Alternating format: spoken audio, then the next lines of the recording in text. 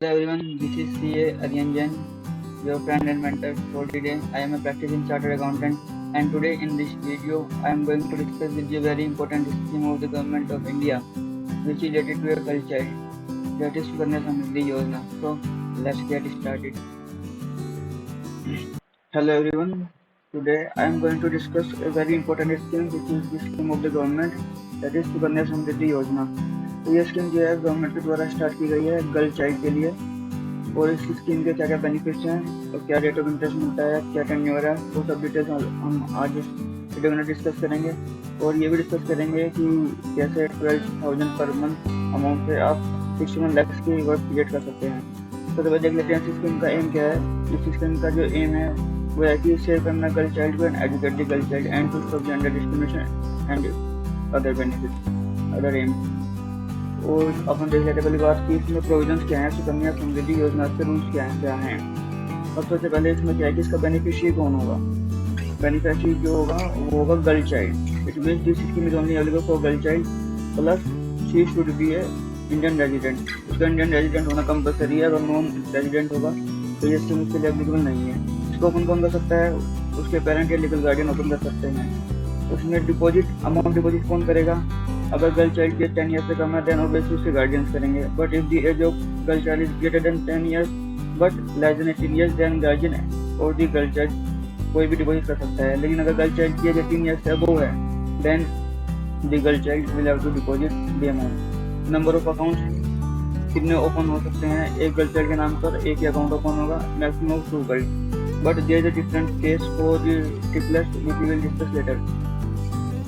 There कहाँ open हो सकता है, पोस्ट ऑफिस में या किसी भी कमर्शियल बैंक के ऑथराइज्ड ब्रांच में ये ओपन कर सकते हैं। कब ओपन होगा, from the date of birth till she attends the age of 10 years आप कर सकते हैं। It means you have a time period of 10 years for opening this account.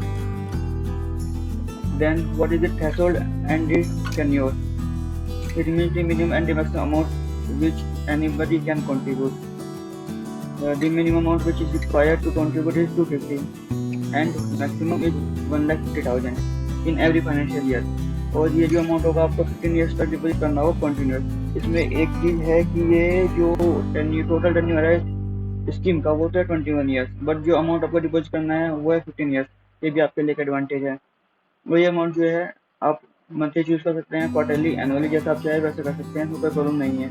लेकिन जो इसमें मोड ऑफ पेमेंट है वो है आपका कैसे भी कर सकते हैं आप, cash, cheque, demand draft, online transfer. और जो इंटरेस्ट होता है ये क्वार्टरली डिसाइड किया जाता है by the government of India के द्वारा।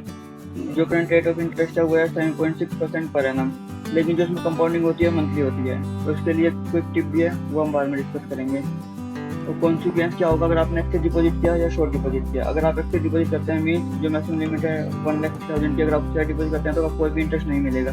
लेकिन अगर आप कम डिपॉजिट करते हैं, सपोज आपने स्कीम चूज करी कि हम 12,000 पर मंथ डिपॉजिट करेंगे, लेकिन आप डिपॉजिट नहीं कर पा रहे हैं किसी वजह से 12,000 पर मंथ, देन आपका अकाउंट जो है under the category of account में डिफॉल्ट में आ जाएगा। लेकिन आप इस डिफॉल्ट को ठीक कर सकते हैं with in a period of 15 years with obviously with a penalty of 50 per year of default। और जो टेन्योर है सिस्टम का मैंने पहले बताया कि वो 21 ईयर्स है from the date of opening of the account. अब जो डॉक्यूमेंट्स आपको चाहिए अकाउंट ओपन करने के लिए, first of all birth certificate of the girl child obviously, then the identity and the residential proof of the guardian, then medical certificate in case of multiple children on a single order of birth.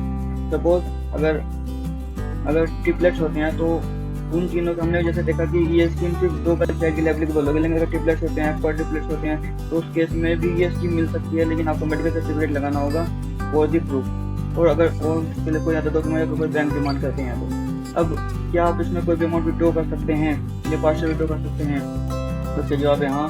लेकिन this amount can be withdrawn only for the higher education of the girl child. और जो maximum cap है वो 50% of the amount available in that account.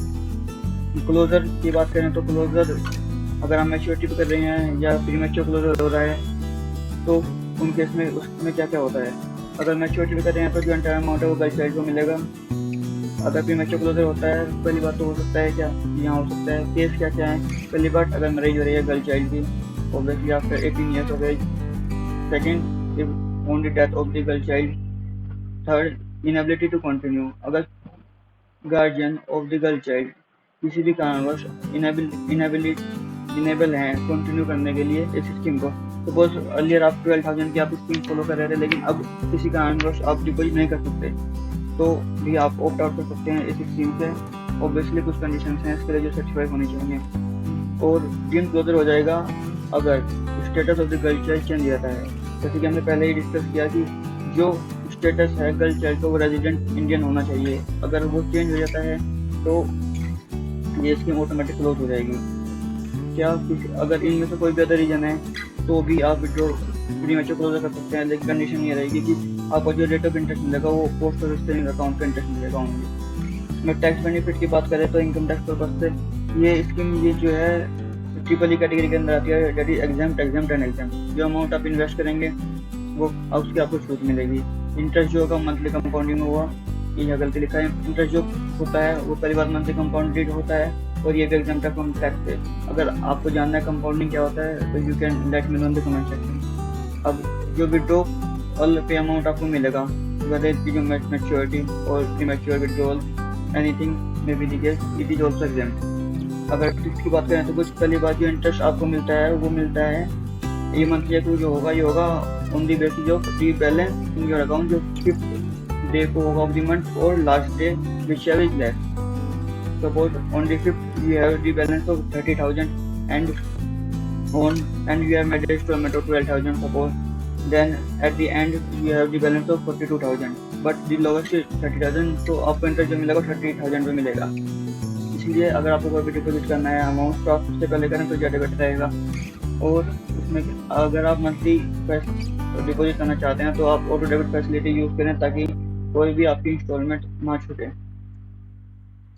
जैसे कि मैंने आपसे कहा था कि मैं आपको दिखाऊंगा कि कैसे आप 12,000 पर मंथ से 61 लाख की नेटवर्क क्रिएट कर सकते हैं। लेकिन उससे पहले हम देख लेते हैं कि अगर आप 1,50,000 डिपॉजिट करते हैं पर ईयर तो कितनी नेटवर्क क्रिएट होगी आपकी। यहाँ मैंने डाल दिया है 1,50,000 1 in year you will have to deposit and 15 years तक आपको डिपॉजिट करना होगा एंड 21 ईयर्स की मैच्योरिटी पीरियड है और रेट ऑफ इंटरेस्ट 9.6%। तो आप देख सकते हैं 6,93,068 रुपीज़ की आपकी नेटवर्क क्रिएट हो जाएगी एट मैच्योरिटी। बट अगर हम ये अमाउंट को चेंज करें और अगर आप चाहते हैं कि हम मंथली इंस्टॉलमेंट करें 12,000 की, then you will have to make 12 installment and you will get 61,41,937 की आपकी नेटवर्क क्रिएट हो जाएगी। जैसे कि हम जानते हैं कि मैक्सिमम अमाउंट जो हम इसमें कंट्रीब्यूट कर सकते हैं वो है 1,50,000 डेट मंथली हो गया 12,500। तो उस केस में हमारी नेटवर्क कितनी होगी 3,97,855। तो अब आप देख सकते हैं कि कैसे हम सिर्फ 12,000 की या 12,500 की नेटवर्क से अराउंड 65 लाख तक का एक पर्पस क्रिएट कर सकते हैं अपने पास, जो फ्यूचर में यूजफुल होगा गर्ल चाइल्ड के लिए। तो अगर आपको ये वीडियो हेल्पफुल लगी हो तो please do like share and subscribe this video, share it with your friends and to whom which you think it will be beneficial. Thank you.